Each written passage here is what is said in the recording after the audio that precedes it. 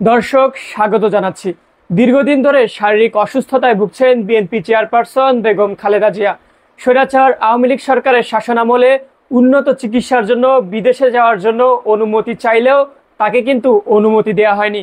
তবে স্বৈরাচার ফ্যাসিস্ট হাসিনা সরকার পদত্যাগ করে বাংলাদেশ ছেড়ে ভারতে পালিয়ে যাওয়ার পরদিনই কিন্তু বেগম খালেদা জিয়ার শাস্তি কিন্তু মওকুফ করা হয়।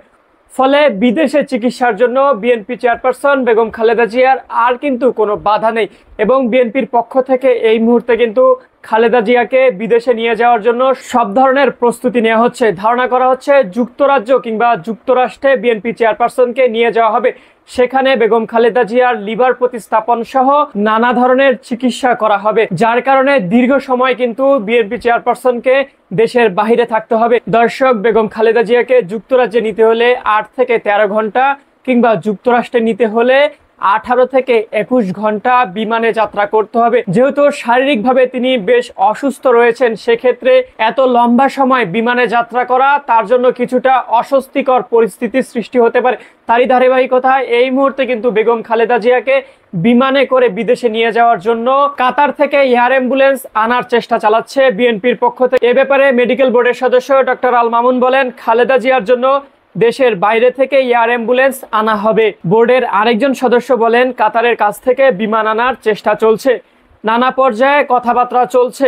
সাবেক প্রধানমন্ত্রী আর একটু ফিট হলেই দিন তারিখ ঠিক করা হবে। খালেদা জিয়ার লিভার সিরোসিস ছাড়াও বেশ কয়েকটি জটিলতা রয়েছে, এসব বিবেচনা করে যুক্তরাষ্ট্রে নেওয়ার সম্ভাবনাই বেশি। এই চিকিৎসক বলেন, আমাদের প্রধান উদ্দেশ্য খালেদা জিয়ার লিভার প্রতিস্থাপন করা, তবে এর আগে তার পুরো শরীর চেক আপ করে অন্য জটিলতাগুলো কমিয়ে আনতে হবে। প্রথমেই লিভার প্রতিস্থাপনের সিদ্ধান্ত নেওয়া যায় না, তাই শারীরিক অবস্থা বুঝে ব্যবস্থা নেওয়া হবে। বিএনপির চেয়ারপারসন এখন কেমন আছে জানতে চাইলে তিনি যেমনটি বলেন, আগের চেয়ে ভালো আছেন। প্রতিদিনই চিকিৎসকরা নিয়ম করে বাসায় গিয়ে ফলো আপ করছেন।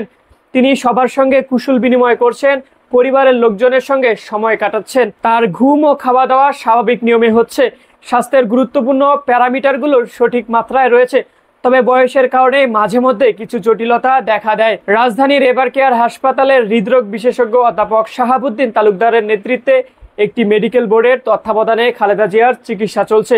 গত জুনে অসুস্থ হয়ে পড়লে খালেদা জিয়াকে এভার কেয়ার করোনারি কেয়ার ইউনিটে ভর্তি করা হয়। দর্শক, চিকিৎসকরা জানান, 79 বছর বয়সী বেগম খালেদা জিয়া দীর্ঘদিন ধরে লিভার সিরোসিস, হৃদরোগ, ডায়াবেটিক্স, কিডনি সহ বিভিন্ন জটিল রোগে ভুগছেন। এদিকে যুক্তরাজ্য থেকে বিএনপি চেয়ারপারসন বেগম খালেদা জিয়ার ছোট ছেলে আরাফাত হোসেন কোকোর স্ত্রী বাংলাদেশে ফিরেছেন। এই মুহূর্তে তিনি বেগম খালেদা জিয়ার সঙ্গে রয়েছেন এবং তার শারীরিক বিভিন্ন বিষয়গুলো পর্যালোচনা করছেন। দর্শক, যেহেতু যুক্তরাজ্য কিংবা যুক্তরাষ্ট্রে বেগম খালেদা জিয়ার উন্নত চিকিৎসা করা হবে, সে লক্ষ্যে কিন্তু বিএনপির পক্ষ থেকে এই মুহূর্তে এয়ার অ্যাম্বুলেন্স ব্যবস্থা করার চেষ্টা চলছে।